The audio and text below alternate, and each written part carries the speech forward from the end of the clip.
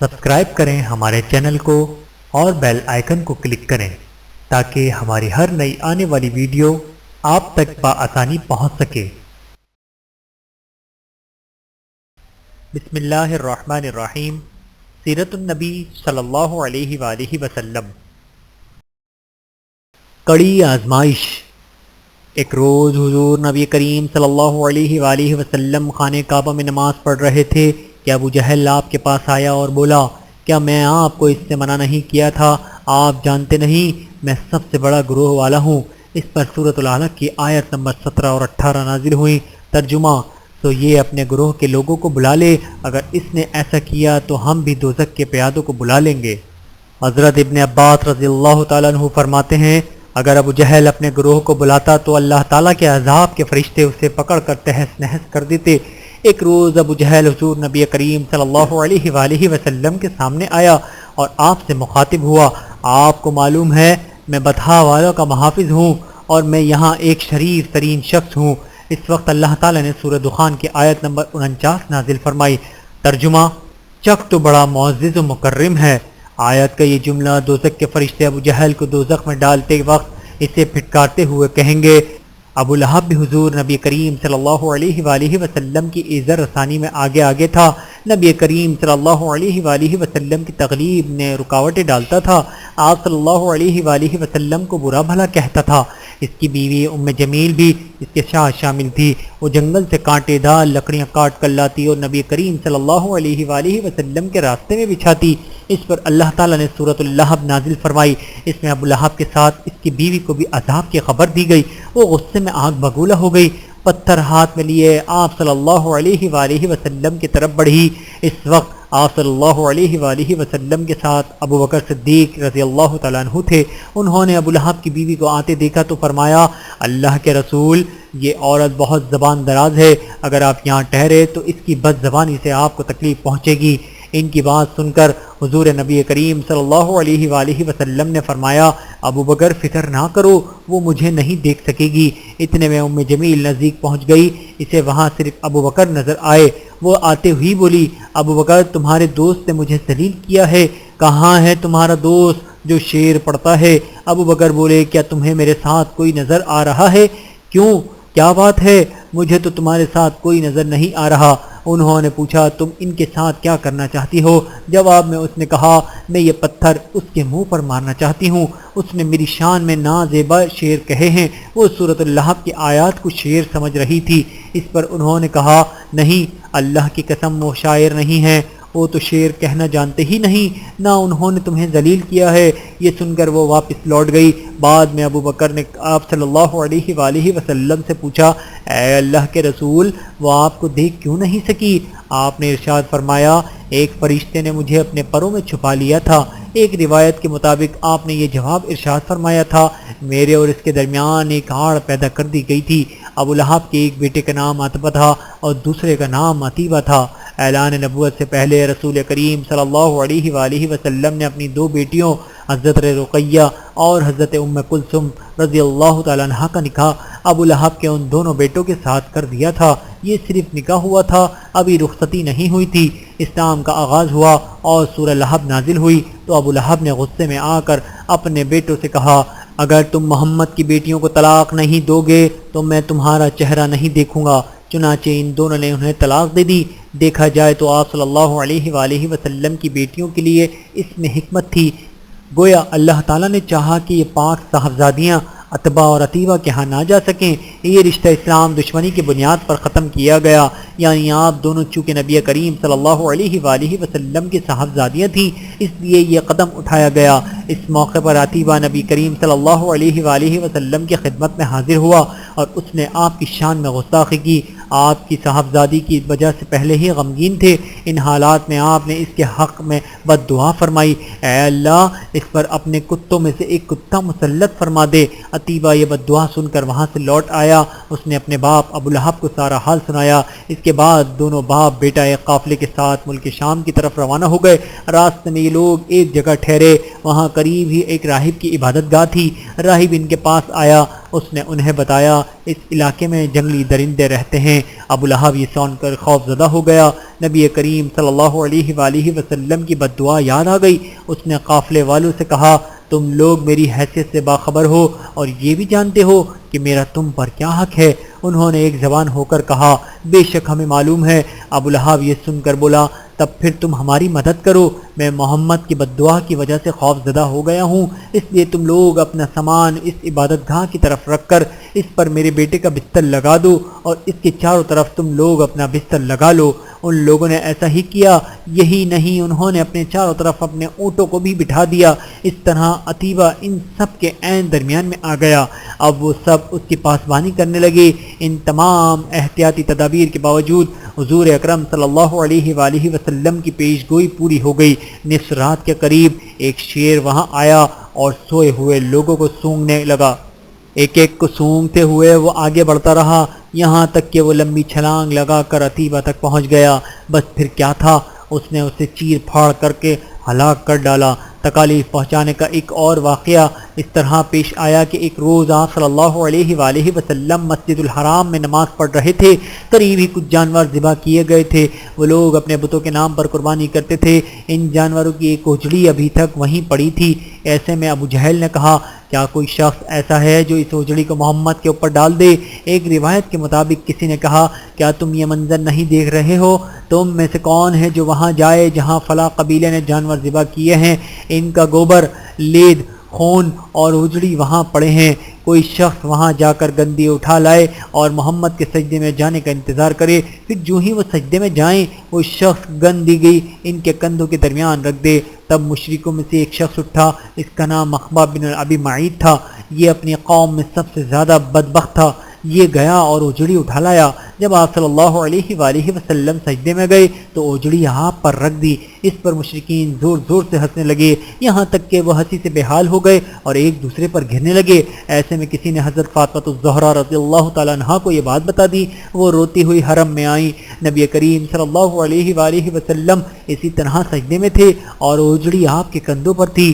سیدہ فاطمہ رضی اللہ تعالیٰ عنہا نے اجڑی کو آپ سے ہٹایا۔ اس کے بعد آپ سجدے سے اٹھے اور نماز کی حالت میں کھڑے ہو گئے۔ نماز سے فارغ ہو کر آپ صلی اللہ علیہ وآلہ وسلم نے ان لوگوں کے حق میں بد دعا فرمائی، اے اللہ تو قریش کو ضرور سزا دے، اے اللہ تو قریش کو ضرور سزا دے، اے اللہ تو قریش کو ضرور سزا دے۔ قریش جو مارے ہنسی کے لوٹ پوٹ ہو رہے تھے، یہ بد دعا سنتے ہی ان کی ہنسی کا کافور ہو گیا۔ اس بد دعا کی وجہ سے وہ دہشت زدہ ہو گئے۔ اس کے بعد آپ نے نام لے لے کر بھی بد دعا فرمائی، اے اللہ تو عمرو بن حشام کو سزا دے، یعنی ابو جہل کو، عقبہ بن ابی معیط کو اور امیہ بن خلف کو سزا دے۔ حضرت عبداللہ بن مسعود رضی اللہ تعالیٰ عنہ کہتے ہیں اللہ کی قسم آپ صلی اللہ علیہ وآلہ وسلم نے جن جن قریشیوں کا نام لیا تھا میں نے انہیں غزوہ بدر میں خاک و خون میں لتڑا ہوا دیکھا اور پھر ان کی لاشوں کو ایک گڑھے میں پھینک دیا گیا۔ اسی طرح کا ایک واقعہ حضرت عثمان رضی اللہ تعالیٰ عنہ نے اس طرح بیان فرمایا۔ ایک روز نبی کریم صلی اللہ علیہ وآلہ وسلم طواف فرما رہے تھے۔ اس وقت آپ کا ہاتھ حضرت ابوبکر صدیق رضی اللہ تعالیٰ عنہ کے ہاتھ میں تھا۔ حجر اسود کے پاس 3 آدمی بیٹھے تھے۔ جب آپ حجر اسود کے پاس سے گزرے اور ان کے قریب پہنچے تو ان تینوں نے آپ کی ذات بابرکت پر چند جملے کہے۔ ان جملوں کو سن کر آپ کو تکلیف پہنچی، تکلیف کے آثار آپ کے چہرے سے ظاہر ہوئے۔ دوسرے پھیرے پہ ابو جہل نے کہا تم ہمیں ان معبودوں کی عبادت کرنے سے روکتے ہو جنہیں ہمارے باپ دادا پوچھتے آئے ہیں، لیکن ہم تم سے صلاح نہیں کر سکتے۔ جواب میں آپ صلی اللہ علیہ وآلہ وسلم نے فرمایا میرا بھی یہی حال ہے۔ پھر آپ آگے بڑھ گئے۔ تیسرے پھیرے میں بھی انہوں نے ایسا ہی کہا۔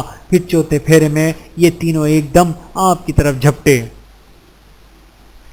قربانیاں ہی قربانیاں۔ حضرت عثمان رضی اللہ تعالیٰ عنہ فرماتے ہیں ابو جہل نے ایک دم آگے بڑھ کر آپ صلی اللہ علیہ وآلہ وسلم کے کپڑے پکڑنے کی کوشش کی۔ میں نے آگے بڑھ کر ایک گھونسا اس کے سینے پر مارا، اس سے وہ زمین پر گر پڑا۔ دوسری طرف سے ابو بکر نے امیہ بن خلف کو دھکیلا۔ تیسری طرف خود حضور نبی کریم صلی اللہ علیہ وآلہ وسلم نے عتبہ بن ابی معیط کو دھکیلا۔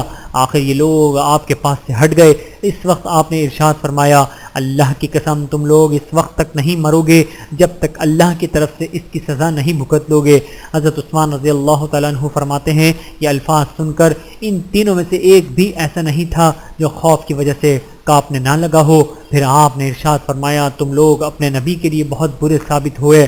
یہ فرمانے کے بعد آپ اپنے گھر کی طرف لوٹ گئے، ہم آپ کے پیچھے پیچھے چلے۔ جب آپ اپنے دروازے پر پہنچے تو اچانک ہماری طرف مڑے اور فرمایا تم لوگ غم نہ کرو، اللہ تعالیٰ خود اپنے دین کو پھیلانے والا، اپنے کلمے کو پورا کرنے والا اور اپنے نبی کی مدد کرنے والا ہے۔ ان لوگوں کو اللہ بہت جلد تمہارے ہاتھوں ذبح کرائے گا۔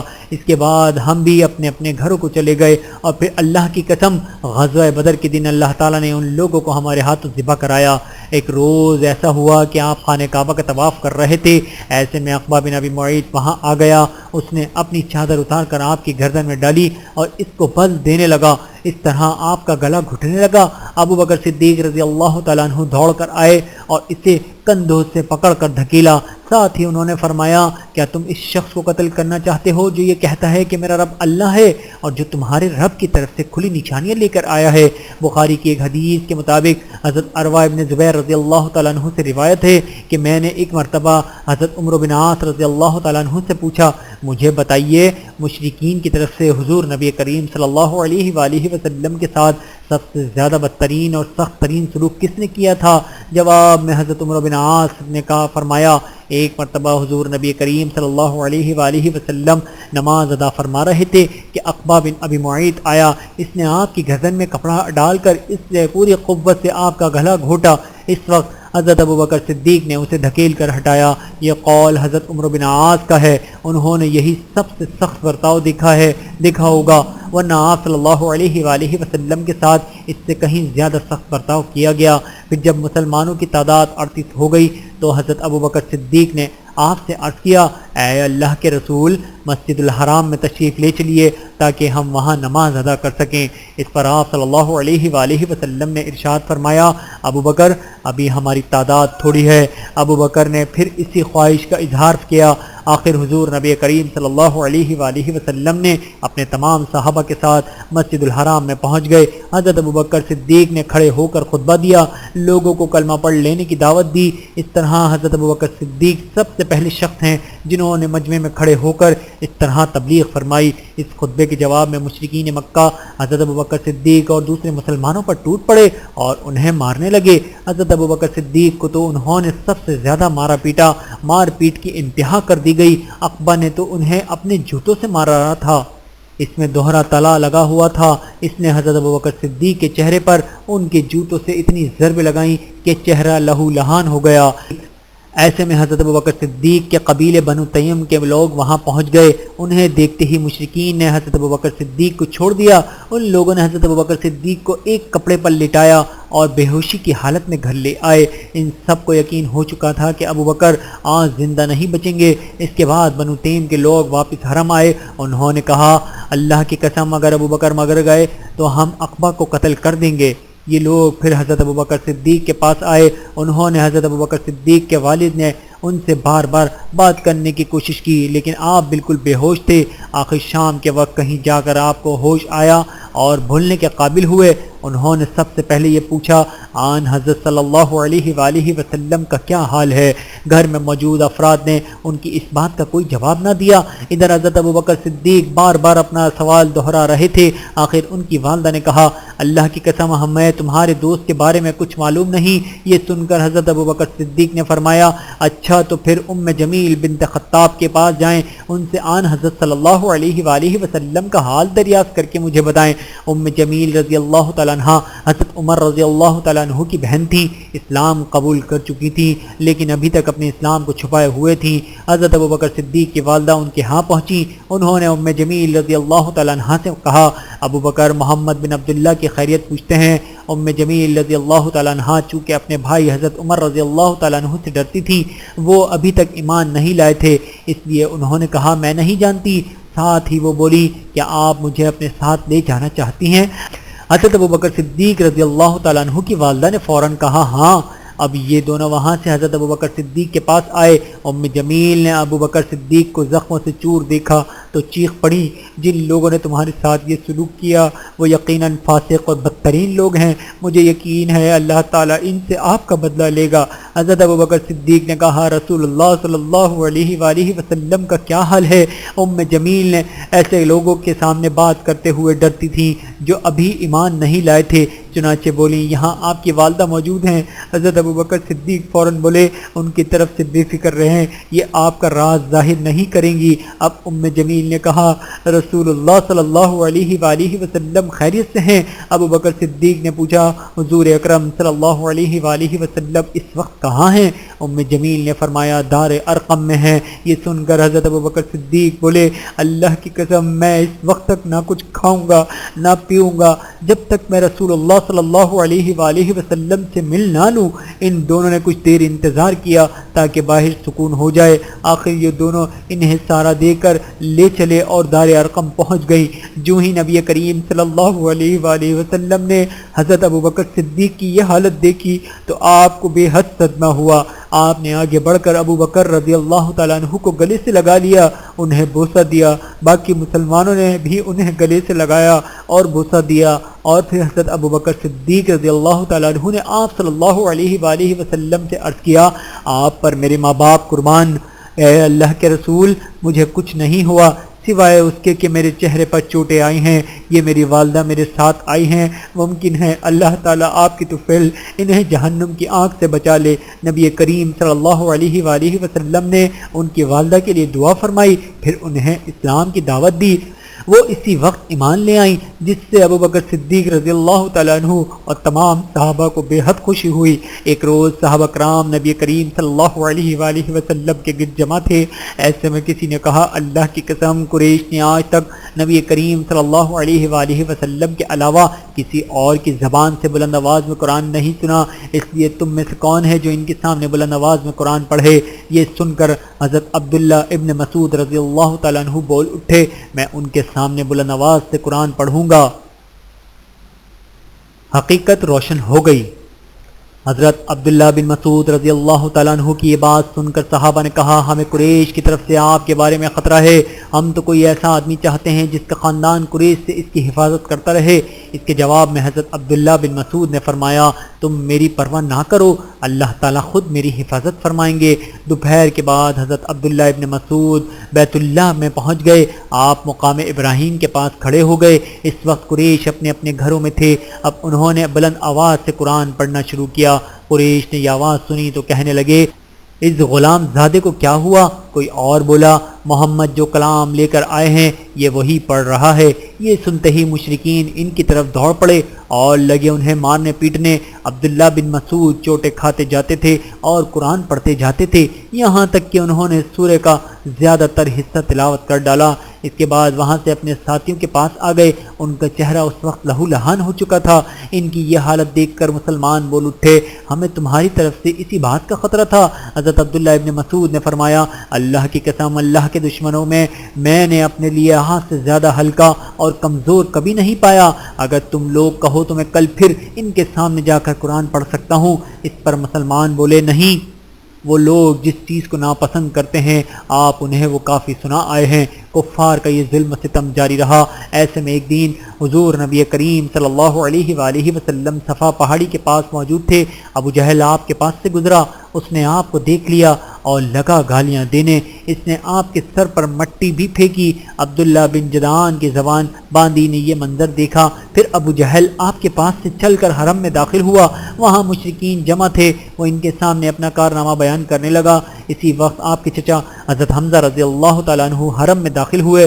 یہ اس وقت تک مسلمان نہیں ہوئے تھے، تلوار ان کی کمر سے لٹک رہی تھی۔ وہ اس وقت شکار سے واپس آئے تھے۔ ان کی عادت تھی کہ جب شکار سے لوٹتے تو پہلے حرم جا کر طواف کرتے تھے، پھر گھر جاتے تھے۔ حضرت حمزہ حرم میں داخل ہونے سے پہلے عبداللہ بن جدعان کی باندی کے پاس سے گزرے۔ اس نے سارا منظر خاموشی سے دیکھا اور سنا تھا۔ اس نے حضرت حمزہ سے کہا اے حمزہ کچھ خبر بھی ہے؟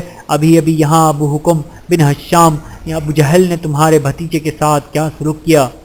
وہ یہاں بیٹھے تھے، ابو جہل نے انہیں دیکھ لیا، انہیں تکالیف پہنچائی، گالیاں دیں اور بہت بری طرح پیش آیا۔ آپ کے بھتیجے نے جواب میں اسے کچھ بھی نہ کہا، ساری بات سن کر حضرت حمزہ رضی اللہ تعالیٰ عنہ نے کہا تم جو کچھ بیان کر رہی ہو کیا یہ تم نے اپنی آنکھوں سے دیکھا ہے؟ اس نے فوراً کہا ہاں میں نے خود دیکھا ہے۔ یہ سنتے ہی حضرت حمزہ جوش میں آ گئے، چہرہ غصے سے تمتما اٹھا، فوراً حرم میں داخل ہوئے۔ وہاں ابو جہل موجود تھا، وہ قریشیوں کے درمیان بیٹھا تھا۔ یہ سیدھے اس تک جا پہنچے، ہاتھ میں کمان تھی، بس وہی کھینچ کر اس کے سر پر دے ماری۔ ابو جہل کا سر پھٹ گیا۔ حضرت حمزہ نے اس سے کہا تو محمد کو گالیاں دیتا ہے؟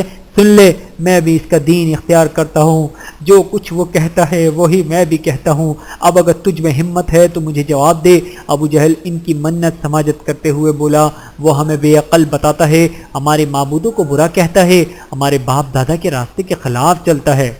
یہ سن کر حضرت حمزہ بولے اور خود تم سے زیادہ بے عقل اور بے وقوف کون ہوگا جو اللہ کو چھوڑ کر پتھر کے ٹکڑوں کو پوجتے ہو؟ میں گواہی دیتا ہوں کہ اللہ کے سوا کوئی معبود نہیں، اور میں گواہی دیتا ہوں کہ محمد صلی اللہ علیہ وآلہ وسلم اللہ کے رسول ہیں۔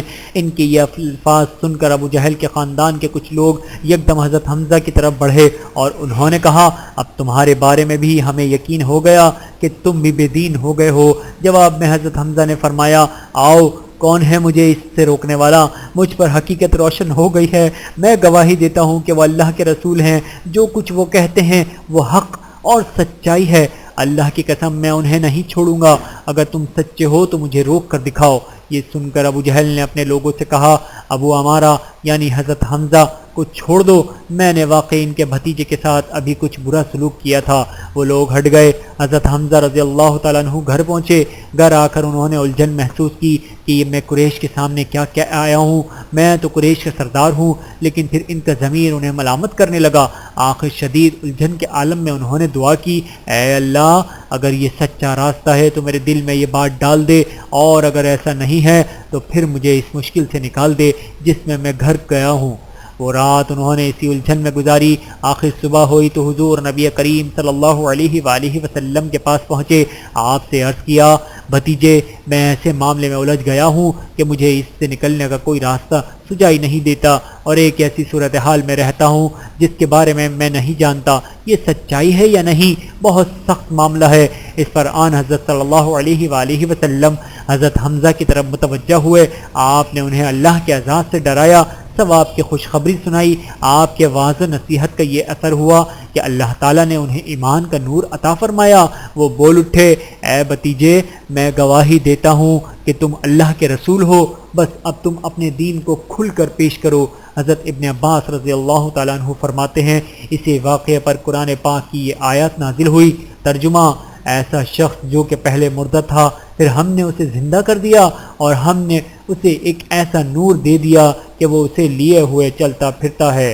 سورۃ الانعام۔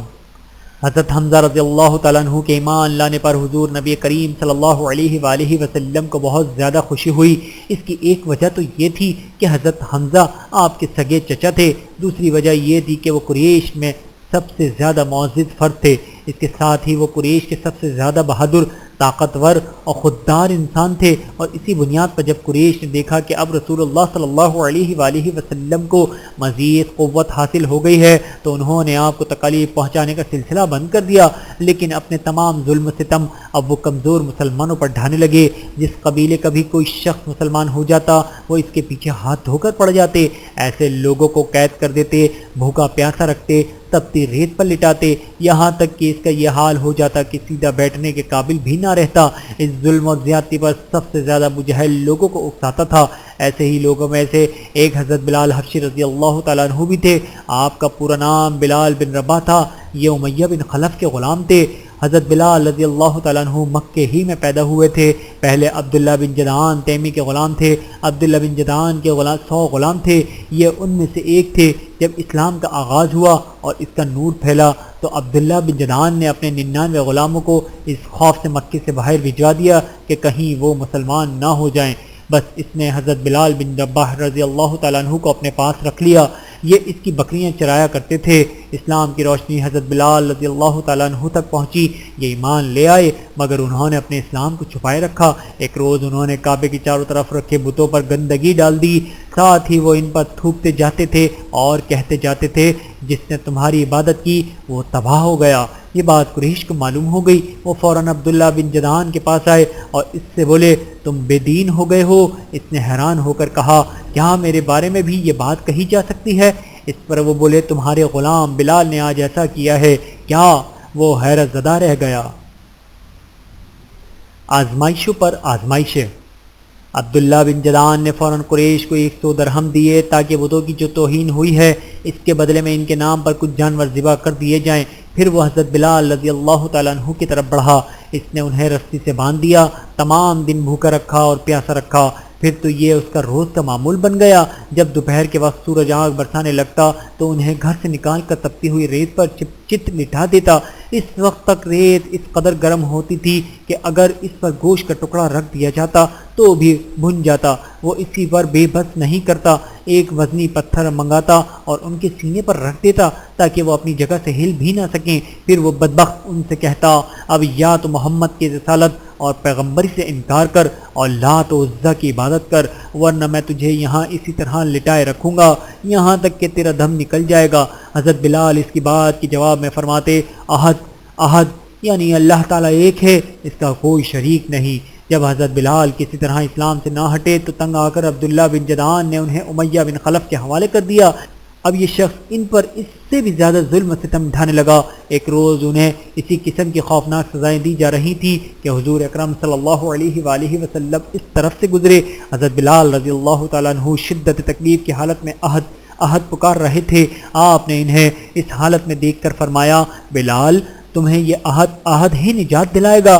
پھر ایک روز حضرت ابوبکر صدیق رضی اللہ تعالیٰ عنہ اس طرف سے گزرے۔ امیہ بن خلف نے انہیں گرم ریت پر لٹا رکھا تھا، سینے پر ایک بھاری پتھر رکھا ہوا تھا۔ انہوں نے یہ دردناک منظر دیکھ کر امیہ بن خلف سے کہا کیا اس مسکین کے بارے میں تمہیں اللہ کا خوف نہیں آتا؟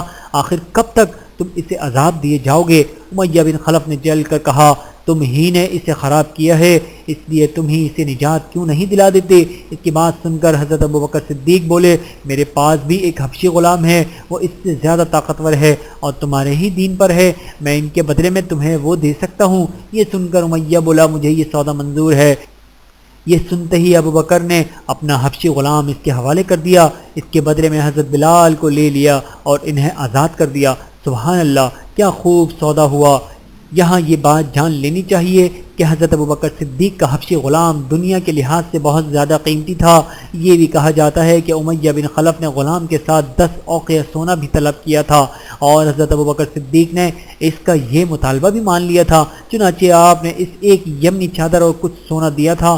ساتھ ہی آپ نے امیہ بن خلف سے فرمایا تھا اگر تم مجھ سے 100 اوقیہ سونا بھی طلب کرتے تو بھی میں تمہیں دے دیتا۔ حضرت بلال کے علاوہ حضرت ابوبکر صدیق نے اور بھی بہت سے غلام مسلمانوں کو خرید کر آزاد فرمایا۔ یہ وہ مسلمان غلام تھے جنہیں اللہ کا نام لینے کی وجہ سے ظلم کا نشانہ بنایا جا رہا تھا۔ ان میں ایک حضرت بلال کی والدہ حمامہ رضی اللہ تعالیٰ عنہ تھیں، ایک عامر بن فہرہ رضی اللہ تعالیٰ عنہ تھے۔ انہیں اللہ کا نام لینے پر بڑے بڑے سخت عذاب دیے جاتے۔ یہ قبیلہ بنی تیم کے ایک شخص کے غلام تھے، وہ حضرت ابوبکر صدیق رضی اللہ تعالیٰ عنہ کا رشتہ دار تھا۔ آپ نے اپنے رشتہ دار سے خرید کر انہیں بھی آزاد فرمایا۔ پھر ایک صحاب ابو فیکر رضی اللہ تعالیٰ عنہ تھے، یہ صفوان بن امیہ رضی اللہ تعالیٰ عنہ کے غلام تھے، یہ حضرت بلال کے ساتھ ہی مسلمان ہوئے تھے۔ صفوان بن امیہ کی بھی ابتدا میں مسلمانوں کے سخت مخالف تھے، وہ فتح مکہ کے بعد اسلام لائے تھے۔ ایک روز انہوں نے حضرت ابو فکیہ کو گرم ریت پر لٹا رکھا تھا، ایسے میں حضرت ابوبکر صدیق اس طرف سے گزرے۔ اس وقت صفوان بن امیہ یہ الفاظ کہہ رہے تھے اسے ابھی اور عذاب دو یہاں تک کہ محمد آ کر اپنے جادو سے اسے نجات دلائیں۔ حضرت ابوبکر صدیق نے اسے وقت صفوان بن امیہ سے انہیں خرید کر آزاد کر دیا۔ اسی طرح زنیرہ رضی اللہ تعالیٰ عنہ نامی ایک عورت کو مسلمان ہونے کی بنیاد پر اس قدر خوفناک سزائیں دی گئیں کہ وہ بیچاری اندھی ہو گئی۔ ایک روز ابو جہل نے ان سے کہا جو کچھ تجھ پر بیت رہی ہے یہ سب لات و عزیٰ کر رہے ہیں۔ یہ سنتے ہی زنیرہ رضی اللہ تعالیٰ عنہ نے کہا ہرگز نہیں، اللہ کی قسم لات اور عزیٰ نہ کوئی نفع پہنچا سکتے ہیں نہ کوئی نقصان۔ یہ جو کچھ ہو رہا ہے آسمان والے کی مرضی سے ہو رہا ہے، میرے پروردگار کو یہ بھی قدرت ہے کہ وہ مجھے میری آنکھوں کی روشنی لوٹا دے دوسرے دن وہ صبح اٹھی تو ان کی آنکھوں کی روشنی اللہ تعالیٰ نے انہیں لوٹا دی تھی۔ اس بات کا جب کافروں کو پتہ چلا تو وہ بول اٹھے یہ محمد کی جادوگری ہے۔ حضرت ابوبکر صدیق رضی اللہ تعالیٰ عنہ نے انہیں بھی خرید کر آزاد کر دیا۔ آپ نے زنیرہ رضی اللہ تعالیٰ عنہ کی بیٹی کو بھی خرید کر آزاد کیا۔ اسی طرح نہدیہ نام کی ایک باندی تھی، ان کی ایک بیٹی بھی تھی، دونوں ولید بن مغیرہ کی باندیاں تھیں، انہیں بھی حضرت ابوبکر صدیق نے آزاد کرا دیا۔ عامر بن فہرہ کی بہن اور ان کی والدہ بھی ایمان لے آئی تھیں۔ یہ حضرت عمر رضی اللہ تعالیٰ عنہ کے مسلمان ہونے سے پہلے ان کی باندیاں تھیں۔ حضرت ابوبکر صدیق نے ان دونوں کو بھی خرید کر آزاد کر دیا۔ ایمان لانے والے جن لوگوں پر ظلم ڈھائے گئے ان میں سے ایک حضرت خباب بن الارت رضی اللہ تعالیٰ عنہ بھی ہیں۔ کافروں نے انہیں اسلام سے پھیرنے کی کوشش کی مگر یہ ثابت قدم رہے۔ انہیں جاہلیت کے زمانے میں گرفتار کیا گیا، پھر انہیں ایک عورت ام انمار نے خرید لیا۔ یہ ایک لوہار تھے۔ نبی کریم صلی اللہ علیہ وآلہ وسلم کی ان دلجوئی فرماتے تھے، ان کے پاس تشریف لے جایا کرتے تھے۔ جب یہ مسلمان ہو گئے اور ام انمار کو یہ بات معلوم ہو گئی تو اس نے انہیں بہت خوفناک سزائیں دی۔ وہ لوہے کا کڑا لے کر آگ میں گرم کرتی، خوب سرخ کرتی، پھر اس کو حضرت خباب کے سر پر رکھ دیتی۔ آخر حضرت خباب رضی اللہ تعالیٰ عنہ نے آپ صلی اللہ علیہ وآلہ وسلم سے اپنی مصیبت کا ذکر کر لیا تو آپ نے ان کے لیے دعا فرمائی۔ نبی اکرم صلی اللہ علیہ وآلہ وسلم کی دعا کے فوراً بعد اس عورت کے سر میں شدید درد شروع ہو گیا، اس سے وہ کتوں کی طرح بھونکتی تھی۔ آخر کسی نے اسے علاج بتایا کہ وہ لوہا تپا کر سر پر رکھوائے۔ اس نے یہ کام حضرت خباب بن الارت رضی اللہ تعالیٰ عنہ کے ذمہ لگایا۔ اب آپ وہ حلقہ خوب گرم کر کے اس کے سر پر رکھتے۔ چاند دو ٹکڑے ہو گیا۔ حضرت خباب رضی اللہ تعالیٰ عنہ فرماتے ہیں کہ ایک روز میں حضور نبی کریم صلی اللہ علیہ وآلہ وسلم کی خدمت میں گیا اور یہ وہ زمانہ تھا جب ہم پر خوب ظلم کیا جاتا تھا۔ میں نے آپ صلی اللہ علیہ وآلہ وسلم سے عرض کیا، اے اللہ کے رسول، کیا آپ ہمارے لیے دعا نہیں فرماتے؟ میرے الفاظ سنتے ہی آپ سیدھے ہو کر بیٹھ گئے، آپ کا چہرہ مبارک سرخ ہو گیا۔ پھر آپ نے فرمایا، تم سے پہلی امت کے لوگوں کو اپنے دین کے لیے کہیں زیادہ عذاب برداشت کرنا پڑے۔ ان کے جسموں پر لوہے کی کنگیاں کی جاتی تھیں جن سے ان کی کھال اور ہڈیاں الگ ہو جاتی تھیں، مگر یہ تکالیف بھی انہیں ان کے دین سے نہ ہٹا سکیں۔ ان کے سروں پر آرے چلا چلا کر ان کے جسم دو کر دیے گئے، مگر وہ اپنا دین چھوڑنے پر تیار بھی نہ ہوئے۔ اس دین اسلام کو اللہ تعالیٰ اس طرح پھیلا دے گا کہ ثنا کے مقام سے حضر موت جانے والے سوار کو سوائے اللہ تعالیٰ کے کسی کا خوف نہیں ہوگا، یہاں تک کہ چرواہے کو اپنی بکریوں کے متعلق بھیڑوں کا ڈر نہیں ہوگا۔ حضرت خباب بن الارت رضی اللہ تعالیٰ عنہ فرماتے ہیں، ایک دن میرے لیے آگ دہکائی گئی، پھر وہ آگ میری کمر پر رکھ دی گئی اور پھر اس کو اس وقت تک نہ ہٹایا گیا جب تک کہ وہ آگ میری کمر کی چربی سے بجھ نہ گئی۔ ایسے ہی لوگوں میں حضرت عمار بن یاسر رضی اللہ تعالیٰ عنہ بھی تھے۔ حضرت عمار بن یاسر کو ان کے دین سے پھرنے کے لیے مشرکوں نے طرح طرح کے ظلم کیے، آگ سے جلا جلا کر عذاب دیے، مگر وہ دین پر قائم رہے۔ علامہ ابن جوزی رحمۃ اللہ لکھتے ہیں، ایک مرتبہ حضرت صلی اللہ علیہ وآلہ وسلم اس طرف تشریف لے جا رہے تھے۔ اس وقت حضرت عمار کو آنکھ سے جلا جلا کر تکالیف پہنچائی جا رہی تھیں۔ ان کی کمر پر جلنے کی وجہ سے کوڑ جیسے سفید داغ پڑ گئے تھے۔ آن حضرت صلی اللہ علیہ وآلہ وسلم نے ان کے سر پر ہاتھ پھیرا اور فرمایا، اے آگ، ٹھنڈی اور سلامتی والی بن جا، جیسا کہ تو ابراہیم علیہ السلام کے لیے ہو گئی تھی۔ اس دعا کے بعد انہوں نے آگ کی تکلیف محسوس نہیں ہوتی تھی۔ حضرت ام ہانی رضی اللہ تعالیٰ عنہ کہتی ہیں کہ حضرت عمار بن یاسر، ان کے والد یاسر، ان کے بھائی عبداللہ اور ان کی والدہ سمیہ رضی اللہ عنہم، ان سبھی کو اللہ کا نام لینے کی وجہ سے سخت ترین عذاب دیے گئے۔ ایک روز جب انہیں تکلیف پہنچائی جا رہی تھی تو نبی کریم صلی اللہ علیہ وآلہ وسلم اس طرف سے گزرے۔ آپ نے ان کی تکلیف کو دیکھ کر فرمایا، اے اللہ، آل یاسر کی مغفرت فرما۔ ان کی والدہ سمیہ کو ابو جہل کے چچا حذیفہ بن ابن مغیرہ نے ابو جہل کے حوالے کر دیا۔ یہ اس کی باندی تھی۔ ابو جہل نے انہیں نیزہ مارا، اس سے وہ شہید ہو گئیں۔ اس طرح اسلام انہیں سب سے پہلی شہید ہونے کا اعزاز حاصل ہوا۔ آخر انہی مظالم کی وجہ سے حضرت عمار رضی اللہ تعالیٰ عنہ کے والد یاسر رضی اللہ تعالیٰ عنہ بھی شہید ہو گئے۔ اپنے ان مظالم اور بدترین حرکات کے ساتھ ساتھ یہ لوگ حضور اکرم صلی اللہ علیہ وآلہ وسلم سے معجزات کا مطالبہ بھی کرتے رہتے تھے۔ ایک روز ابو جہل دوسرے سرداروں کے ساتھ حضور نبی کریم صلی اللہ علیہ وآلہ وسلم کے پاس آیا اور بولا، اے محمد، اگر تم سچے ہو تو ہمیں چاند کے 2 ٹکڑے کر کے دکھاؤ، وہ بھی اس طرح کہ ایک ٹکڑا ابو قیس پہاڑ پر نظر آئے اور دوسرا قیقعان پہاڑ پر نظر آئے۔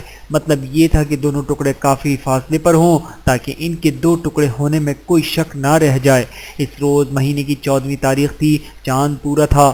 آپ صلی اللہ علیہ وآلہ وسلم نے ان کی یہ عجیب فرمائش سن کر فرمایا، اگر میں ایسا کر دکھاؤں تو کیا تم ایمان لے آؤ گے؟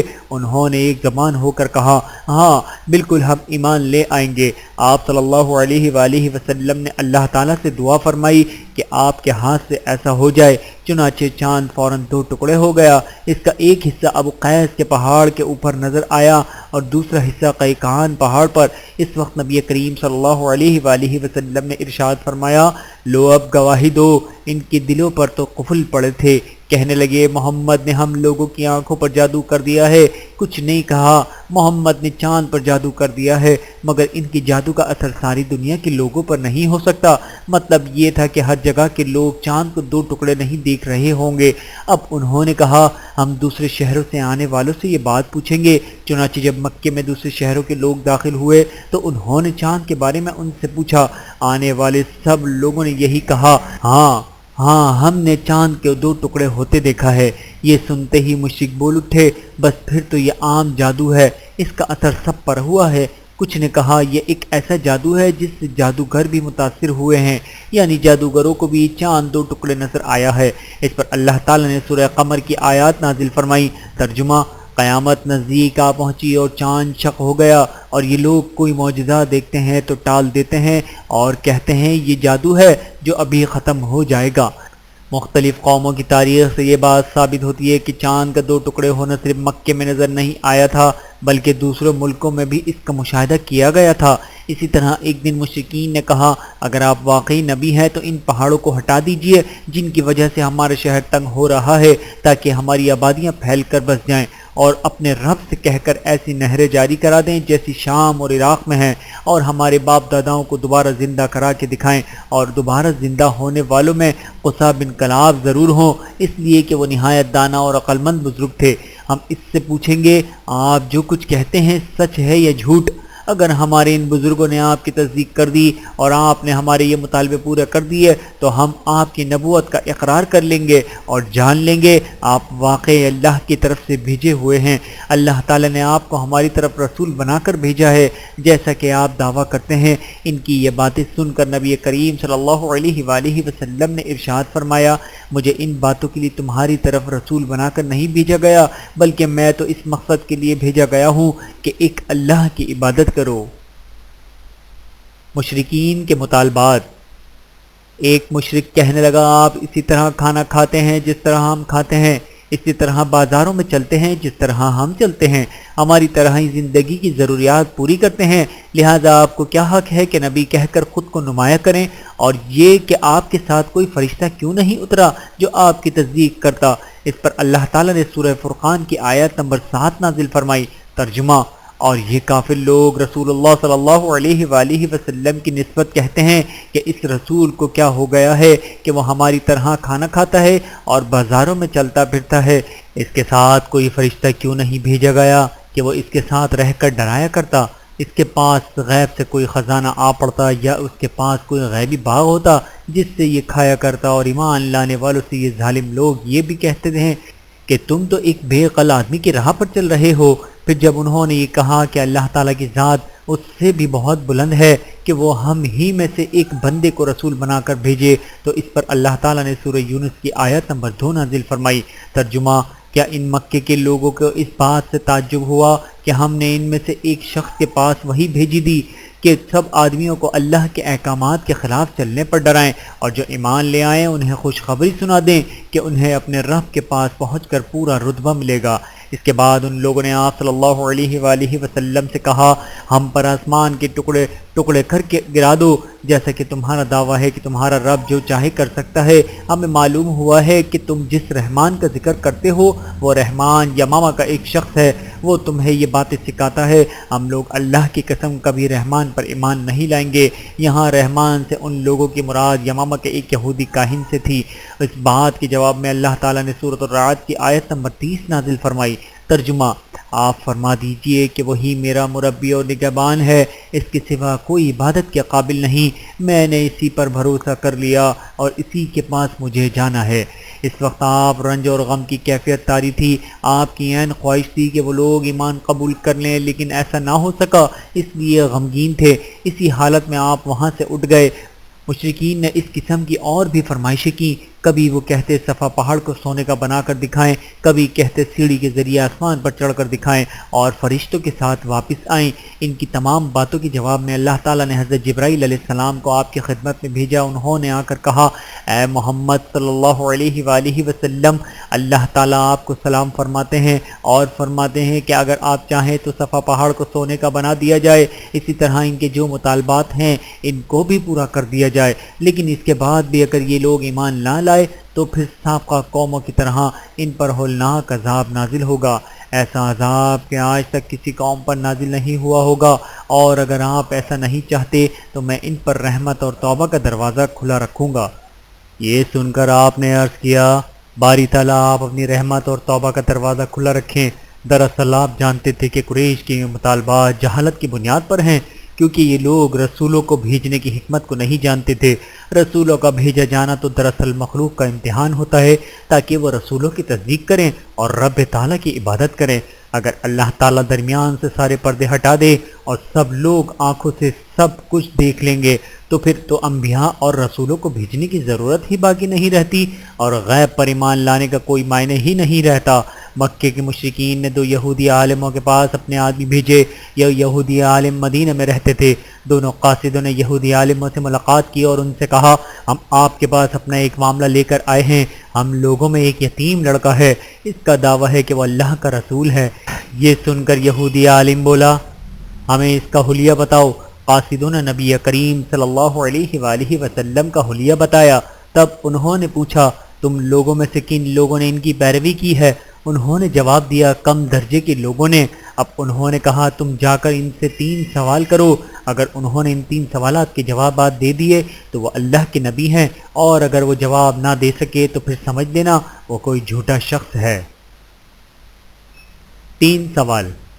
پہلے ان سے ان نوجوانوں کے بارے میں سوال کرو جو پچھلے زمانے میں کہیں نکل گئے تھے، یعنی اصحاب کہف کے بارے میں پوچھو کہ ان کا کیا واقعہ تھا، اس لیے کہ ان کا واقعہ نہایت عجیب و غریب ہے۔ ہماری پرانی کتابوں کے علاوہ اس واقعے کا ذکر کہیں نہیں ملے گا۔ اگر وہ نبی ہیں تو اللہ تعالیٰ کی طرف سے خبر پا کر ان کے بارے میں بتا دیں گے، ورنہ نہیں بتا سکیں گے۔ پھر ان سے پوچھنا کہ سکندر ذی القرنین کون تھا، اس کا کیا قصہ ہے۔ پھر ان سے روح کے بارے میں پوچھنا کہ وہ کیا چیز ہے۔ اگر انہوں نے پہلے دونوں سوالوں کا جواب دے دیا اور ان کا واقعہ بتا دیا اور تیسرے سوال یعنی روح کے بارے میں بھی بتا دیا تو تم لوگ سمجھ لینا کہ وہ سچے نبی ہیں۔ اس صورت میں تم ان کی پیروی کرنا۔ یہ لوگ 3 سوالات لے کر واپسی مکے آئے اور قریش سے کہا: ہم ایسی چیز لے کر آئے ہیں کہ اس سے ہمارے اور محمد کے درمیان فیصلہ ہو جائے گا۔ اس کے بعد انہوں نے ان سب کو تفصیل سنائی۔ اب یہ مشرکین حضور نبی کریم صلی اللہ علیہ وآلہ وسلم کے پاس آئے۔ انہوں نے آپ سے کہا: اے محمد، اگر آپ اللہ کے سچے رسول ہیں تو ہمارے 3 سوالات کے جوابات بتائیں۔ ہمارا پہلا سوال یہ ہے کہ اصحاب کہف کون تھے، دوسرا سوال یہ ہے کہ ذی القرنین کون تھے، اور تیسرا سوال ہے کہ روح کیا چیز ہے۔ آپ نے ان کے سوالات سن کر فرمایا: میں ان کے سوالات کے جوابات تمہیں کل دوں گا۔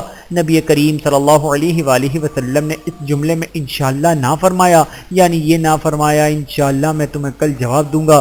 قریش آپ کا جواب سن کر واپس چلے گئے۔ آن حضرت صلی اللہ علیہ وآلہ وسلم وحی کا انتظار کرنے لگے، لیکن وحی نہ آئی۔ دوسرے دن وہ لوگ آ گئے، آپ انہیں کوئی جواب نہ دے سکے۔ وہ لوگ لگے باتیں کرنے، انہوں نے یہ تک کہہ دیا کہ محمد کے رب نے انہیں چھوڑ دیا۔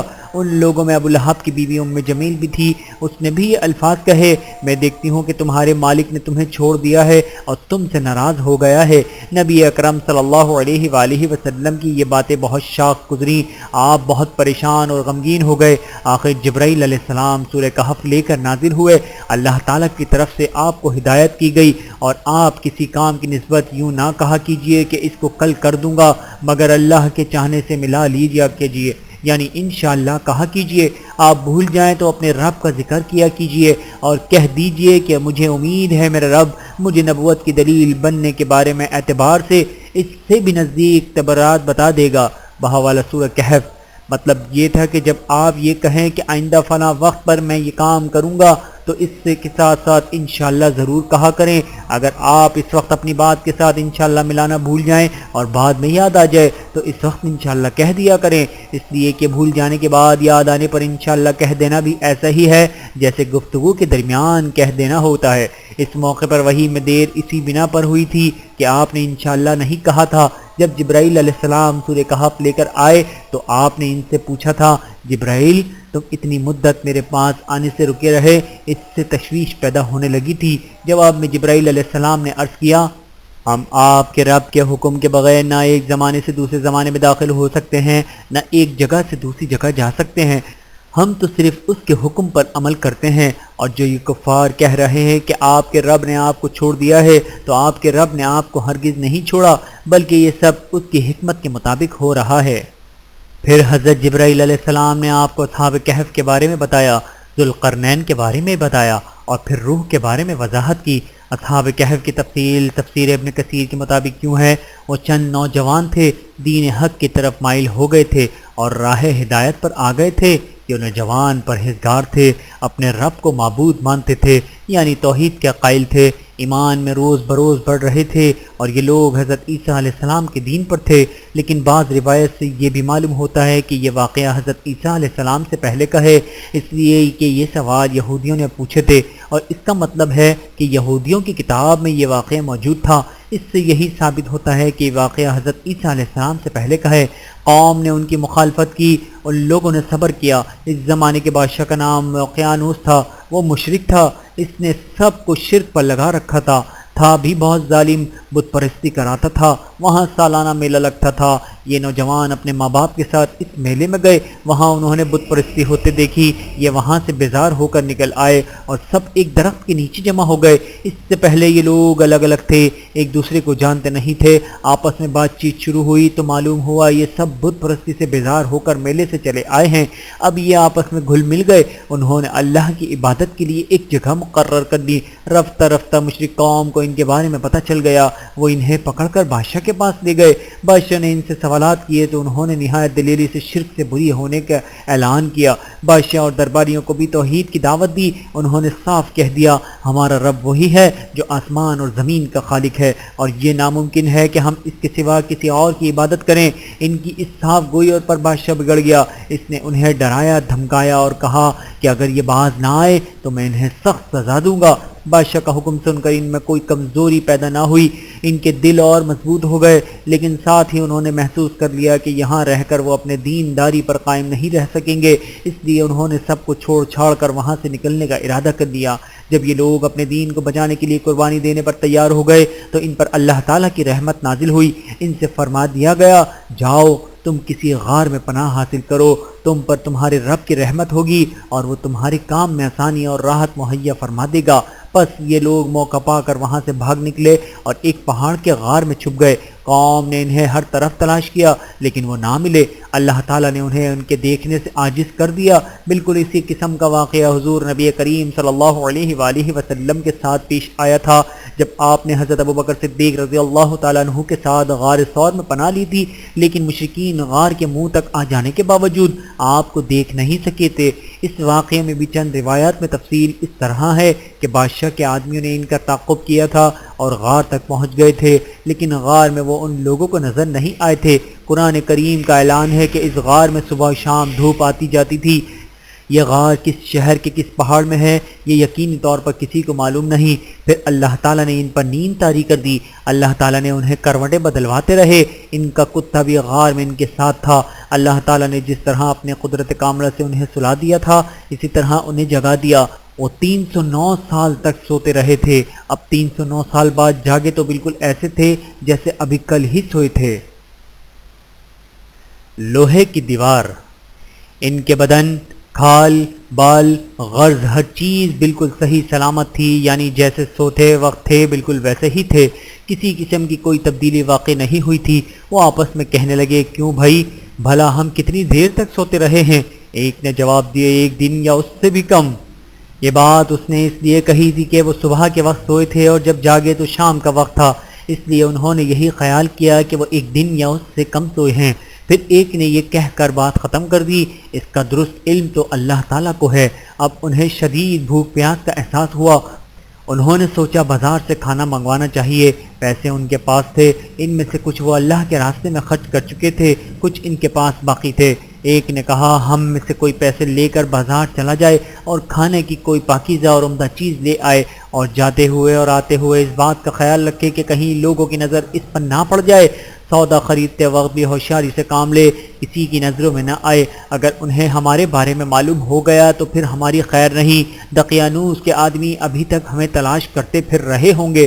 چنانچہ ان میں سے ایک غار سے باہر نکلا، اسے سارا نقشہ ہی بدلا نظر آیا۔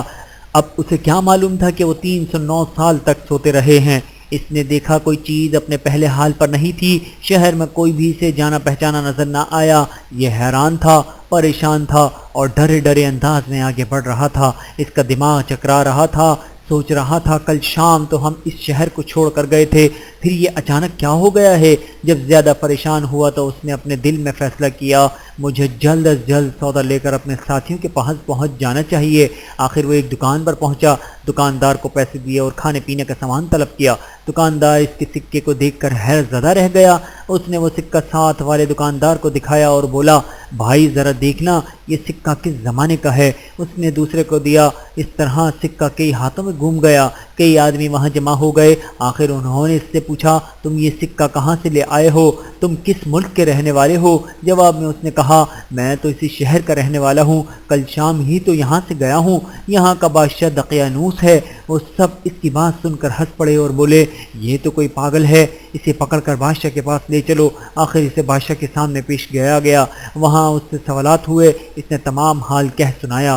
بادشاہ اور سب لوگ اس کی کہانی سن کر حیرت زدہ رہ گئے۔ آخر انہوں نے کہا اچھا ٹھیک ہے، تم ہمیں اپنے ساتھیوں کے پاس لے چلو، وہ غار ہمیں بھی دکھاؤ۔ چنانچہ سب لوگ اس کے ساتھ غار کی طرف روانہ ہوئے۔ ان نوجوانوں سے ملے اور انہیں بتایا کہ دقیانوس کی بادشاہت ختم ہوئے 3 صدیاں بیت چکی ہیں اور اب یہاں اللہ کے نیک بندوں کی حکومت ہے۔ بہرحال ان نوجوانوں نے اپنی بقیہ زندگی اسی غار میں گزاری اور وہیں وفات پائی۔ بعد میں لوگوں نے ان کے اعزاز کے طور پر پہاڑ کی بلندی پر ایک مسجد تعمیر کی تھی۔ ایک روایت یہ بھی ہے کہ جب شہر جانے والا پہلا نوجوان لوگوں کو لے کر غار کے قریب پہنچا تو اس نے کہا تم لوگ یہیں ٹھہرو، میں جا کر انہیں خبر دوں۔ اب یہ ان سے الگ ہو کر غار میں داخل ہو گیا۔ ساتھ ہی اللہ تعالیٰ نے ان پر پھر نیند طاری کر دی۔ بادشاہ اور اس کے ساتھی اسے تلاش کرتے رہ گئے، نہ وہ ملا اور نہ ہی وہ غار انہیں نظر آیا۔ اللہ تعالیٰ نے ان کی نظروں سے غار کو اور سب کو چھپا دیا۔ ان کے بارے میں لوگ خیال ظاہر کرتے ہیں کہ وہ 7 تھے، 8واں ان کا کتا تھا، یا وہ 9 تھے، 10واں ان کا کتا تھا۔ بہرحال ان کی گنتی کا صحیح علم اللہ ہی کو ہے۔ اللہ تعالیٰ نے اپنے نبی کریم صلی اللہ علیہ وآلہ وسلم سے ارشاد فرمایا ان کے بارے میں زیادہ بحث نہ کریں اور نہ ان کے بارے میں کسی سے دریافت کریں، کیونکہ ان کے بارے میں لوگ اپنی طرف سے باتیں کرتے ہیں، کوئی صحیح دلیل ان کے پاس نہیں۔ مشرکین کا دوسرا سوال تھا ذوالقرنین کون تھا؟ ذوالقرنین کے بارے میں تفصیلات یوں ملتی ہے ذوالقرنین ایک نیک، خدا رسیدہ اور زبردست بادشاہ تھے۔ انہوں نے 3 بڑی مہمات سر کی۔ پہلی مہم میں وہ اس مقام تک پہنچے جہاں سورج غروب ہوتا ہے۔ یہاں انہیں ایک ایسی قوم ملی جس کے بارے میں اللہ نے انہیں اختیار دیا کہ چاہے تو اس قوم کو سزا دیں، چاہے تو ان کے ساتھ نیک سلوک کریں۔ ذوالقرنین نے کہا جو شخص ظالم ہے ہم اسے سزا دیں گے اور مرنے کے بعد اللہ تعالیٰ بھی اسے سزا دیں گے، البتہ مومن بندوں کو نیک بدلہ ملے گا۔ دوسری مہم میں وہ اس مقام تک پہنچے جہاں سے سورج طلوع ہوتا ہے۔ وہاں انہیں ایسے لوگ ملے جن کے مکانات کی کوئی چھت وغیرہ نہیں تھی۔ تیسری مہم میں وہ 2 گھاٹیوں کے درمیان پہنچے۔ یہاں کے لوگ ان کی بات نہیں سمجھتے تھے۔ انہوں نے اشاروں میں یا ترجمان کے ذریعے یاجوج ماجوج کی تباہ کاریوں کا شکوہ کرتے ہوئے ان سے درخواست کی کہ وہ ان کے اوپر، ان کے اور یاجوج ماجوج کے درمیان ایک بند بنا دیں۔ ذوالقرنین نے لوہے کی چادریں منگوائیں، پھر ان سے ایک دیوار بنا دی، اس میں تانبا پگھلا کر ڈالا گیا۔ اس کام کے ہونے پر ذوالقرنین نے کہا یہ اللہ کا فضل ہے کہ مجھ سے اتنا بڑا کام ہو گیا۔ قیامت کے قریب یاجوج ماجوج اس دیوار کو توڑنے میں کامیاب ہو جائیں گے۔ ذوالقرنین کے بارے میں مختلف وضاحتیں کتابوں میں ملتی ہیں۔ قرنین کے معنی 2 سمتوں کے ہیں۔ ذوالقرنین دنیا کے 2 کناروں تک پہنچے تھے، اس لیے انہیں ذوالقرنین کہا گیا۔ بعض میں قرآن کے معنی سینگ کے لیے ہیں، یعنی 2 سینگوں والے۔ ان کا نام سکندر تھا، لیکن یہ یونان کے سکندر نہیں ہے جسے سکندر اعظم کہا جاتا ہے۔ یونانی سکندر کافر تھا جبکہ یہ مسلم اور ولی اللہ تھے۔ یہ سام بن نوح علیہ السلام کی اولاد میں سے تھے۔ خضر علیہ السلام ان کی فوج کا جھنڈا اٹھانے والے تھے۔ تیسرے سوال یعنی روح کے بارے میں اللہ تعالیٰ نے ارشاد فرمایا، یہ لوگ آپ سے روح کے بارے میں پوچھتے ہیں، آپ فرما دیجئے کہ روح میرے رب کے حکم سے قائم ہے، یعنی روح کی حقیقت اسی کے علم میں ہے، اس کے سوا اس کے بارے میں کوئی نہیں جانتا۔ روح کے بارے میں یہودیوں کی کتابوں میں بھی بالکل یہی بات درج تھی کہ روح اللہ کے حکم سے قائم ہے، اس کا علم اللہ ہی کے پاس ہے اور اس نے اپنے سوا کسی کو نہیں دیا۔ یہودیوں نے مشرکوں سے پہلے ہی کہہ دیا تھا کہ اگر انہوں نے روح کے متعلق کچھ بتایا تو سمجھ لینا وہ نبی نہیں ہیں، اور اگر صرف یہ کہا کہ روح اللہ کے حکم سے قائم ہے تو سمجھ لینا کہ وہ سچے نبی ہیں۔ آپ نے بالکل یہی جواب ارشاد فرمایا۔ لگے ہاتھ یہاں ایک واقعہ بھی سن لیں۔ جب مسلمانوں نے ہندوستان فتح کیا تو ہندو مذہب کا ایک عالم مسلمان عالموں سے مناظرہ کرنے کے لیے آیا۔ اس نے مطالبہ کیا، میرے مقابلے میں کسی عالم کو بھیجو۔ اس پر لوگوں نے امام رکن الدین کی طرف اشارہ کیا۔ حق دلوا دیا۔ اب اس ہندوستانی نے ان سے پوچھا، تم کس کی عبادت کرتے ہو؟ انہوں نے جواب دیا، ہم اس اللہ کی عبادت کرتے ہیں جو سامنے نہیں ہے۔ اس پر اس ہندی عالم نے پوچھا، تمہیں اس کی خبر کس نے دی؟ امام رکن الدین بولے، حضرت محمد مصطفیٰ صلی اللہ علیہ وآلہ وسلم نے۔ اس پر اس ہندی نے کہا، تمہارے پیغمبر نے روح کے بارے میں کیا کہا ہے؟ امام بولے، یہ کہ روح میرے رب کے حکم سے قائم ہے۔ اس پر اس ہندی عالم نے کہا، تم سچ کہتے ہو۔ پھر وہ مسلمان ہو گیا۔ ایک روز حضور نبی کریم صلی اللہ علیہ وآلہ وسلم اپنے چند صحابہ رضوان اللہ عنہم کے ساتھ مسجد حرام میں تشریف فرما تھے۔ ایسے میں قبیلہ زبید کا ایک شخص وہاں آیا۔ اس وقت نزدیک ہی قریش کا بھی مجمع لگائے وہاں بیٹھے تھے۔ قبیلہ زبید کا وہ شخص ان کے نزدیک گیا اور ارد گرد گھومنے لگا۔ پھر اس نے کہا، اے قریش، کوئی شخص کیسے تمہارے علاقے میں داخل ہو سکتا ہے اور کوئی تاجر کیسے تمہاری سرزمین پر آ سکتا ہے جبکہ تم ہر آنے والے پر ظلم کرتے ہو؟ یہ کہتے ہوئے جب وہ اس جگہ پہنچا جہاں آپ صلی اللہ علیہ وآلہ وسلم تشریف فرما تھے تو آپ نے اس سے فرمایا، تم پر کس نے ظلم کیا ہے؟ اس نے بتایا، میں اپنے اونٹوں میں سے 3 بہترین اونٹ بیچنے کے لیے لے کر آیا ہوں، مگر ابو جہل نے یہاں ان تینوں اونٹوں کی اصل قیمت سے صرف 1/3 کی قیمت لگائی، اور ایسا اس نے جان بوجھ کر کیا کیونکہ وہ جانتا ہے وہ اپنی قوم کا سردار ہے، اس کی لگائی ہوئی قیمت سے زیادہ رقم کوئی نہیں لگائے گا۔ مطلب یہ کہ اب مجھے وہ اونٹ اس قدر کم قیمت پر فروخت کرنے پڑیں گے، یہ ظلم نہیں تو اور کیا ہے؟ میرا تجارت کا یہ سفر بیکار جائے گا۔ نبی کریم صلی اللہ علیہ وآلہ وسلم نے ان کی پوری بات سن کر فرمایا، تمہارے اونٹ کہاں ہیں؟ اس نے بتایا، یہیں خزورہ کے مقام پر ہیں۔ آپ اسی وقت اٹھے، اپنے صحابہ کو ساتھ لیا، اونٹوں کے پاس پہنچے۔ آپ نے دیکھا اونٹ واقعی بہت عمدہ تھے۔ آپ نے ان کا بھاؤ کیا اور آخر خوش دلی سے سودا طے ہو گیا۔ آپ نے وہ اونٹ اس سے خرید لیے۔ پھر آپ نے ان میں سے 2 زیادہ عمدہ اونٹ فروخت کر دیے اور ان کی قیمت بیوہ عورتوں میں تخفیف فرما دی۔ وہیں بازار میں ابو جہل بیٹھا تھا، اس نے یہ سودا ہوتے دیکھا لیکن ایک لفظ نہ بول سکا۔ آپ اس کے پاس آئے اور فرمایا، خبردار عمرو، ابو جہل کا نام، اگر تم نے آئندہ ایسی حرکت کی تو بہت سختی سے پیش آؤں گا۔ یہ سنتے ہی وہ خوف زدہ انداز میں بولا، محمد، میں آئندہ ایسا نہیں کروں گا، میں آئندہ ایسا نہیں کروں گا۔ اس کے بعد حضور اکرم صلی اللہ علیہ وآلہ وسلم وہاں سے لوٹ آئے۔ ادھر راستے میں امیہ بن خلف ابو جہل سے ملا، اس کے ساتھ دوسرے ساتھی بھی تھے۔ ان لوگوں نے ابو جہل سے پوچھا، تم تو محمد کے ہاتھ بہت رسوا ہو کر آ رہے ہو، ایسا معلوم ہوتا ہے کہ یا تو تم ان کی پیروی کرنا چاہتے ہو یا تم ان سے خوف زدہ ہو گئے ہو۔ اس پر ابو جہل نے کہا، میں ہرگز محمد کی پیروی نہیں کر سکتا، میری جو کمزوری تم نے دیکھی ہے اس کی وجہ یہ ہے کہ جب میں نے محمد صلی اللہ علیہ وآلہ وسلم کو دیکھا تو ان کے دائیں بائیں بہت سارے آدمی نظر آئے، ان کے ہاتھوں میں نیزے اور بھالے تھے اور وہ ان کی میری طرف لہرا رہے تھے۔ اگر میں اس وقت ان کی بات نہ مانتا تو وہ سب لوگ مجھ پر ٹوٹ پڑتے۔ ابو جہل ایک یتیم کے سرپرست بنا، پھر اس کا سارا مال غصب کر کے اسے نکال باہر کیا۔ وہ یتیم حضور اکرم صلی اللہ علیہ وآلہ وسلم کے پاس ابو جہل کے خلاف فریاد لے کر آیا۔ حضور اکرم صلی اللہ علیہ وآلہ وسلم اس یتیم کو لیے ابو جہل کے پاس پہنچے۔ آپ نے اس سے فرمایا، اس یتیم کا مال واپس کر دو۔ ابو جہل نے فوراً مال اس لڑکے کے حوالے کر دیا۔ مشرکین کو یہ بات معلوم ہوئی تو بہت حیران ہوئے۔ انہوں نے ابو جہل سے کہا، کیا بات ہے؟ تم اس قدر بزدل کب سے ہو گئے کہ فوراً ہی مال اس لڑکے کے حوالے کر دیا؟ اس پر اس نے کہا، تمہیں نہیں معلوم، محمد کے دائیں بائیں مجھے بہت خوفناک ہتھیار نظر آئے تھے، میں ان سے ڈر گیا۔ اگر میں اس یتیم کا مال نہ لوٹاتا تو وہ ہتھیاروں سے مجھے مار ڈالتے۔ قبیلہ خشم کی ایک شاخ اراشہ تھی، اس کے ایک شخص سے ابو جہل نے کچھ اونٹ خریدے لیکن قیمت ادا نہ کی۔ نے قریش کے لوگوں سے فریاد کی۔ ان لوگوں نے حضور نبی کریم صلی اللہ علیہ وآلہ وسلم کا مذاق اڑانے کا پروگرام بنا لیا۔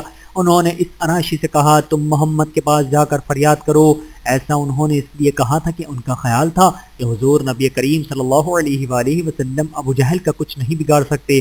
اراشی حضور نبی کریم صلی اللہ علیہ وآلہ وسلم کے پاس گیا، آپ نے فوراً اسے ساتھ لیا اور ابو جہل کے مکان پر پہنچ گئے۔ اس کے دروازے پر دستک دی۔ ابو جہل نے اندر سے پوچھا کون ہے؟ آپ نے فرمایا محمد۔ ابو جہل فوراً باہر نکل آیا۔ آپ کا نام سنتے ہی اس کا چہرہ زد پڑ چکا تھا۔ آپ نے اس سے فرمایا اس شخص کا حق فوراً ادا کر دو۔ اس نے کہا بہت اچھا ابھی لایا۔ اسی وقت اس کا حق ادا کر دیا۔ اب وہ شخص واپسی اسی قریشی مجلس میں آیا اور ان سے بولا اللہ تعالیٰ یعنی حضرت محمد مصطفیٰ صلی اللہ علیہ وآلہ وسلم کو جزائے خیر دے۔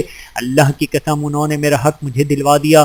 مشرک لوگوں نے بھی اپنا ایک آدمی ان کے پیچھے بھیجا تھا اور اس سے کہا تھا کہ وہ دیکھتا رہے حضور اکرم صلی اللہ علیہ وآلہ وسلم کیا کرتے ہیں۔ چنانچہ جب وہ واپس آیا تو انہوں نے اس سے پوچھا ہاں تم نے کیا دیکھا؟ جواب میں اس نے کہا میں نے ایک بہت ہی عجیب اور حیرت ناک بات دیکھی ہے۔ مشرکین کے گستاخیاں۔ اللہ کی قسم محمد نے جیسے ہی اس کے دروازے پر دستک دی تو وہ فوراً اس حالت میں باہر نکل آیا گویا اس کا چہرہ بالکل بے جان اور زرد ہو رہا تھا۔ محمد نے اس سے کہا اس کا حق ادا کر دو۔ وہ بولا بہت اچھا۔ یہ کہہ کر وہ اندر گیا اور اسی وقت اس کا حق لا کر دے دیا۔ قریشی سردار یہ سارا واقعہ سن کر بہت حیران ہوئے۔ اب انہوں نے ابو جہل سے کہا تمہیں شرم نہیں آتی؟ جو حرکت تم نے کی ایسی تو ہم نے کبھی نہیں دیکھی۔ جواب میں اس نے کہا تمہیں کیا پتا؟ جو ہی محمد نے میرے دروازے پر دستک دی اور میں نے ان کی آواز سنی تو میرا دل خوف اور دہشت سے بھر گیا۔ میں پھر باہر آیا تو میں نے دیکھا کہ ایک بہت قد آور اونٹ میرے سر پر کھڑا ہے۔ میں نے آج تک اتنا بڑا اونٹ کبھی نہیں دیکھا تھا۔ اگر میں ان کی بات ماننے سے انکار کر دیتا تو وہ اونٹ مجھے کھا لیتا۔ کچھ مشرک ایسے بھی تھے جو مستقل طور پر آپ کا مذاق اڑایا کرتے تھے۔ اللہ تعالیٰ نے ان کے بارے میں ارشاد فرمایا ترجمہ یہ لوگ جو آپ پر ہنستے ہیں اور اللہ تعالیٰ کے سوا دوسرے معبودوں کو قرار دیتے ہیں ان سے آپ کے لیے ہم کافی ہیں۔ سورۃ الحجر آیت نمبر 95۔ ان مذاق اڑانے والوں میں ابو جہل، ابو لہب، عقبہ بن ابی معیط، حکم ابن عاص بن امیہ جو حضرت عثمان رضی اللہ تعالیٰ عنہ کا چچا تھا اور عاص بن وائل شامل تھے۔ ابو لہب کی حرکات میں سے ایک حرکت یہ تھی کہ وہ آن حضرت صلی اللہ علیہ وآلہ وسلم کے دروازے پر گندگی پھینک جایا کرتا تھا۔ ایک روز وہ یہی حرکت کر کے جا رہا تھا کہ اسے اس کے بھائی حضرت حمزہ نے دیکھ لیا۔ حضرت حمزہ نے وہ گندگی اٹھا کر فوراً ابو لہب کے سر پر ڈال دی۔ اسی طرح عقبہ بن ابی معیط نبی کریم صلی اللہ علیہ وآلہ وسلم کے دروازے پر گندگی ڈال جایا کرتا تھا۔ عقبہ نے ایک روز آپ کے چہرے مبارک کی طرف تھوکا۔ وہ تھوک لوٹ کر اسی کے چہرے پر آ پڑا۔ جس حصے پر وہ تھوک گرا وہاں کوڑ جیسا نشان بن گیا۔ ایک مرتبہ عقبہ بن ابی معیط سفر سے واپس آیا تو اس نے ایک بڑی دعوت دی۔ تمام قریشی سرداروں کو کھانے پر بلایا۔ اس موقع پر اس نے آن حضرت صلی اللہ علیہ وآلہ وسلم کو بھی بلایا، مگر جب کھانا مہمانوں کے سامنے جنا گیا تو آپ صلی اللہ علیہ وآلہ وسلم نے کھانے سے انکار کر دیا اور فرمایا میں اس وقت تک تمہارا کھانا نہیں کھاؤں گا جب تک کہ تم یہ نہ کہو اللہ تعالیٰ کے سوا کوئی عبادت کے لائق نہیں۔ چونکہ مہمان نوازی عرب کے لوگوں کی خاص علامت تھی اور وہ مہمان کو کسی قیمت پر ناراض نہیں ہونے دیتے تھے، اس لیے عقبہ نے کہہ دیا میں گواہی دیتا ہوں کہ اللہ کے سوا کوئی معبود نہیں۔ یہ سن کر آپ صلی اللہ علیہ وآلہ وسلم نے کھانا کھا لیا۔ کھانے کے بعد سب لوگ اپنے گھر چلے گئے۔ عقبہ بن ابی معیط ابی بن خلف کا دوست تھا۔ لوگوں نے اسے بتایا کہ عقبہ نے کلمہ پڑھ لیا ہے۔ ابی بن خلف اس کے پاس آیا اور بولا عقبہ کیا تم بے دین ہو گئے ہو؟ جواب میں اس نے کہا خدا کی قسم میں بے دین نہیں ہوا یعنی مسلمان نہیں ہوا ہوں، بس صرف اتنی سی ہے کہ ایک معزز آدمی میرے گھر آیا اور اس نے یہ کہہ دیا کہ میں جب تک اس کے کہنے کے مطابق توحید کی گواہی نہیں دوں گا وہ میرے ہاں کھانا نہیں کھائے گا۔ مجھے اس بات سے شرم آئی کہ ایک شخص میرے گھر آئے اور کھانا کھائے بغیر چلا جائے، اس لیے میں نے وہ الفاظ کہہ دیے اور اس نے کھانا کھا لیا، لیکن سچ یہی ہے کہ میں نے وہ کلمہ دل سے نہیں کہا تھا۔ یہ بات سن کر ابی بن خلف کا اطمینان نہ ہوا۔ اس نے کہا میں اس وقت تک نہ اپنی شکل تمہیں دکھاؤں گا نہ تمہاری شکل دیکھوں گا جب تک کہ تم محمد کا منہ نہ چڑھاؤ، اس کے منہ پر نہ تھوکو اور ان کے منہ پر نہ مارو۔ یہ سن کر عقبہ نے کہا یہ میرا تم سے وعدہ ہے۔ اس کے بعد جب حضور اکرم صلی اللہ علیہ وآلہ وسلم اس بدبخت کے سامنے آئے اس نے آپ کا منہ چڑھایا، آپ کے چہرے مبارک پر تھوکا، لیکن اس کا تھوک آپ کے چہرے مبارک تک نہ پہنچا بلکہ خود اس کے منہ پر آ کر گرا۔ اس نے محسوس کیا گویا آنکھ کا کوئی انگارہ اس کے چہرے پر آ گیا ہو۔ اس کے چہرے پر جلنے کا نشان باقی رہ گیا اور مرتے دم تک رہا۔ اسی عقبہ بن معیط کے بارے میں سورہ فرقان کی آیت نمبر 37 میں نازل ہوئی۔ ترجمہ: جس روز ظالم اپنے ہاتھ کاٹ کاٹ کھائے گا اور کہے گا کیا ہی اچھا ہوتا میں رسول کے ساتھ دین کی راہ پر لگ جاتا۔ اس آیت کی تفسیر میں لکھا ہے جس روز ظالم آدمی جہنم میں کوہنی تک اپنا ایک ہاتھ دانتوں سے کاٹے گا، پھر دوسرے ہاتھ کو کاٹ کر کھائے گا، جب دوسرا کھا چکے گا تو پہلا پھر اگ آئے گا اور وہ اس کو کاٹنے لگے گا۔ غز اسی طرح کرتا رہے گا۔ اس طرح کم بن عاص بھی صلی اللہ علیہ وآلہ وسلم کے ساتھ مسخرہ پن کرتا تھا۔ ایک روز آپ چلے جا رہے تھے، یا آپ کے پیچھے چل پڑا، آپ کا مذاق اڑانے کے لیے منہ اور ناک سے طرح طرح کی آوازیں نکالنے لگا۔ آپ چلتے چلتے اس کی طرف مڑے اور فرمایا تو ایسا ہی ہو جا۔ چنانچہ اس کے بعد یہ ایسا ہی ہو گیا کہ اس کے منہ اور ناک سے ایسی ہی آوازیں نکلتی رہتی تھیں۔ ایک ماہ تک یہ بے ہوشی کی حالت میں رہا، اس کے بعد مرنے تک اس کے منہ اور ناک سے ایسی ہی آوازیں نکلتی رہیں۔ اس طرح عاص بن وائل بھی آپ صلی اللہ علیہ وآلہ وسلم کا مذاق اڑایا کرتا تھا۔ وہ کہا کرتا تھا محمد اپنے آپ کو اور اپنے ساتھیوں کو نعوذ باللہ یہ کہہ کر دھوکہ دے رہے ہیں کہ وہ مرنے کے بعد دوبارہ زندہ کیے جائیں گے۔ خدا کی قسم ہماری موت صرف زمانے کی گردش اور وقت کے گزرنے کی وجہ سے آتی ہے۔ اسی عاص بن وائل کا ایک واقعہ اور ہے۔ حضرت خباب بن الارت رضی اللہ تعالیٰ عنہ مکے میں لوہار کا کام کرتے تھے، تلواریں بناتے تھے۔ انہوں نے عاص بن وائل کو کچھ تلواریں فروخت کی تھیں۔